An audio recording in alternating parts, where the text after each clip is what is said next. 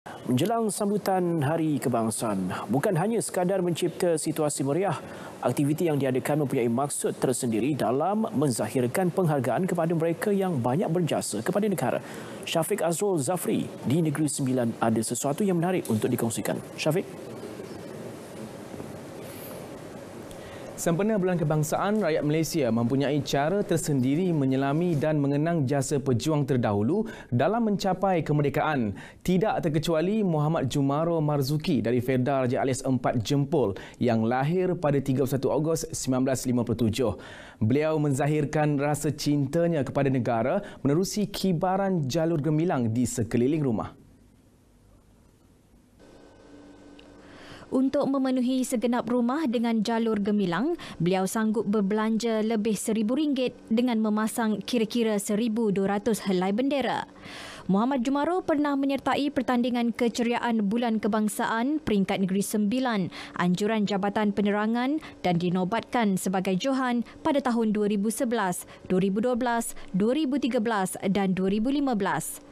Jelasnya, jalur gemilang dan bendera negeri-negeri lain akan terus berkibar dengan megah di sekeliling rumahnya sehingga Hari Malaysia pada 16 September.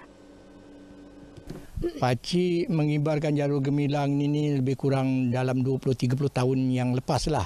Tetapi dalam 10 tahun akhir ini begitu banyaklah. Pakcik pasang.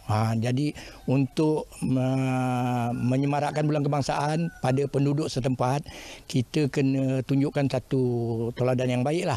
Jadi kita kena percaya pada rukun negara. Itu perkara dua dalam rukun negara. Kesetiaan kepada raja dan negara. Jadi kita kena setia kepada raja dan negara. Jadi pakcik setia pada negara lah. Pasangkan Bulan Kemerdekaan ini dengan jalur gemilang. Bermacam negeri semua adalah. Menurut isterinya, Azizah Yakimin, bantuan dan sokongan daripada agensi berkaitan seperti Jabatan Penerangan Daerah Jempol mendorong mereka sekeluarga untuk lebih bersemangat. Mereka turut berharap tradisi kibaran bendera di sekeliling rumah itu dapat diteruskan sekaligus menjadi legasi keluarga. Makcik pun tak sangka macam mana pakcik boleh begitu minat. Sebagai seorang isteri, makcik menyokong penuh dengan minat dia. Dan anak-anak juga semua menyokong penuh kehendak ayahnya. Itulah harapan pakcik kepada pakcik. Teruskan generasi yang akan datang. Kalau boleh, makcik harap pada nanti cucu-cucu makcik akan menyambungi warisan pakcik. Dalam mengecapi nikmat 63 tahun merdeka, generasi hari ini wajar menghargai pengorbanan prajurit negara yang berjuang membebaskan negara daripada cengkaman penjajah.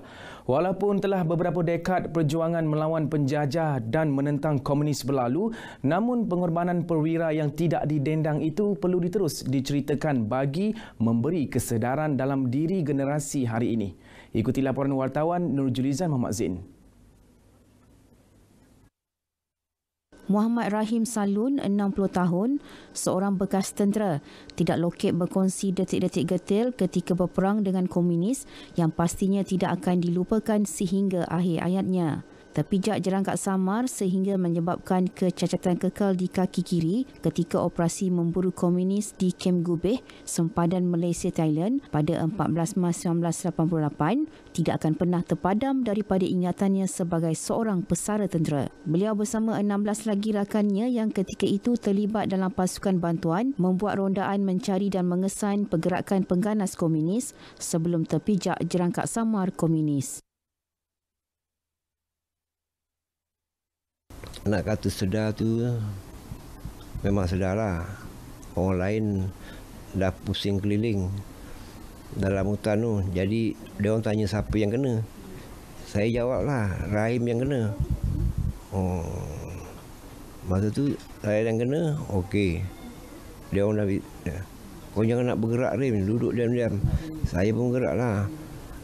Ambil senjata, tak tepi, keluarkan pack askar tu, pouches keluarkan, tengok kaki sebelah ada, sebelah tak ada. Itu yang saya ingat. Beliau kemudian dibawa ke Hospital Pulau Pinang dan selepas itu dirawat di Hospital Alustar selama 22 hari sebelum kembali menjalankan tugas menjaga kedaulatan negara dalam pasukan tentera sehingga 14 tahun kemudian. Sepanjang menjalani proses pemulihan, isterinya Misa Denim, 56 tahun, banyak memberi sokongan dan sentiasa ada bersamanya. Kini, bapa kepada 2 orang anak ini menjalankan aktiviti perniagaan kecil-kecilan di rumahnya bagi menampung kehidupan harian selain turut menerima bantuan daripada Persatuan Veteran ATM Negeri Sembilan.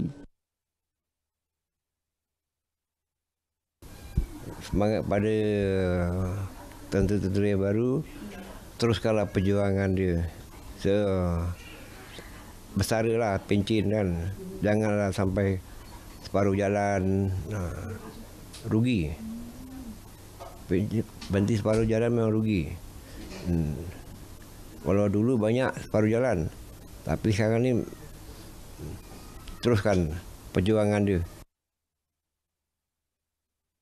Kecacatan kekal yang dialami tidak pernah sesekali melunturkan semangat pahlawannya. Malah berasa bangga kerana dapat memberi hikmat kepada tanah air demi keamanan dan keharmonian negara. Tema Malaysia Prihatin sudah cukup menggambarkan kebersamaan seluruh rakyat Malaysia memerangi pandemik COVID-19. Kecanaan kerajaan melaksanakan pelbagai inisiatif merangkumi aspek ekonomi dan kebajikan, pastinya demi kelangsungan hidup rakyat dalam tempoh yang sukar ini. Selamat menyambut Hari Kebangsaan 2020. Nurjulizan Muhammad Zain, RTM.